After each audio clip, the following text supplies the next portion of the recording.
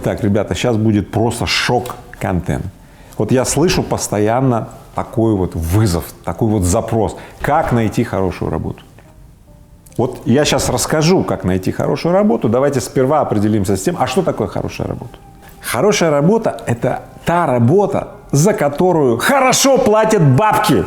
И только после этого говорите мне, что делать, будем вот это делать, там, смотреть, нравится, не нравится. Там, это. Бабки сперва. Утром бабки, вечером стулья. Не может быть хорошей работой та, за которую платят 3 копейки. Ну, посмотрите, до сих пор в России огромное количество людей, которые за 15 тысяч, я даже видел, за 9 тысяч ходят на работу. Ну, как это? Никогда не поддавайтесь на эти вот уговоры, что нужно любить то, что делаешь. Будут хорошие бабки за работу, полюбишь свою работу, будешь достигать хороших результатов, потому что будешь чувствовать себя хорошо. И вот теперь, когда мы знаем, что такое хорошая работа, и все иллюзии вот эти вот, они все убраны, да, теперь давайте поговорим о том, а как же найти эту хорошую работу. Первый пункт. Найди, что получше.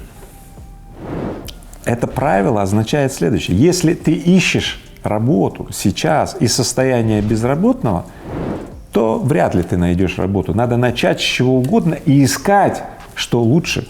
Из состояния работы к тебе лучше прилипает следующая возможность. Из состояния безработного, ну, такого ожидающего, ждущего, ждуна, ожидающий, ждущий, ждун, 3G, да? Вот из состояния 3G у тебя будет тройная жопа. Я понятно объясняю?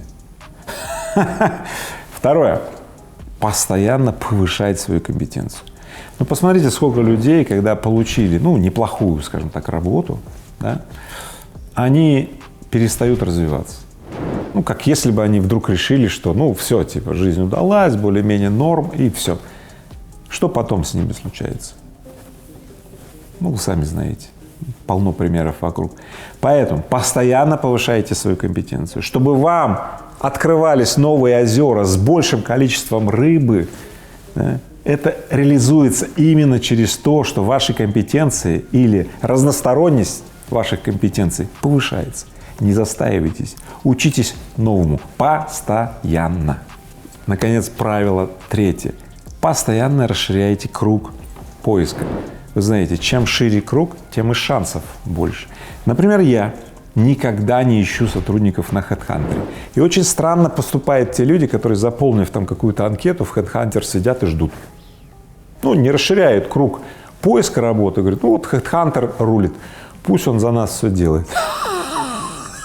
Вы знаете, кто вообще нанимает людей с HeadHunter? Ну, конечно, некоторые нанимают. Я – нет. Где я ищу людей? Вы знаете где? Я постоянно смотрю за компаниями, за другими компаниями, да, и зырю, просто зыркаю, да, и подмечаю, а кто там наиболее такой активный, интересный человек с разносторонними компетенциями и так далее. Я его подмечаю и джоб-оффер ему посылаю, ну, переманиваю тупо. Ну и очень логически вытекает 4-й пункт. Для того, чтобы найти хорошую работу, нужно хорошо работать. Ведь, возможно, именно сейчас за тобой наблюдает такой, как я. Наблюдает. И скоро пришлет тебе джоб-оффер. И если ты будешь хорошо работать. Итак, когда вы определились с тем, что такое хорошо работать, что это не какие-то там иллюзии Марьи Ивановны, там надо любить то, что делаешь, и вот эта вся фигня, да, а работа, за которую хорошо платят, то тогда остается 4 простых, очень четких правила. Итак, первое.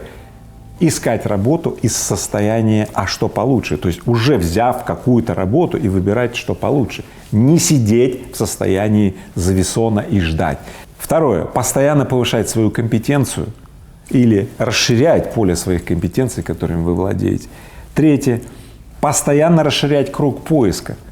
Постоянно подсматривать, а что за забором, что у соседа и так далее. Постоянно искать, где рыбы больше, где зарплаты больше. Ну и 4. Хорошо работать, потому что за вами именно сейчас могут наблюдать. Используйте эти 4 правила, чувствуйте себя хорошо и знаете, что это главная ценность жизни. Когда тебе нравится, Что с тобой происходит?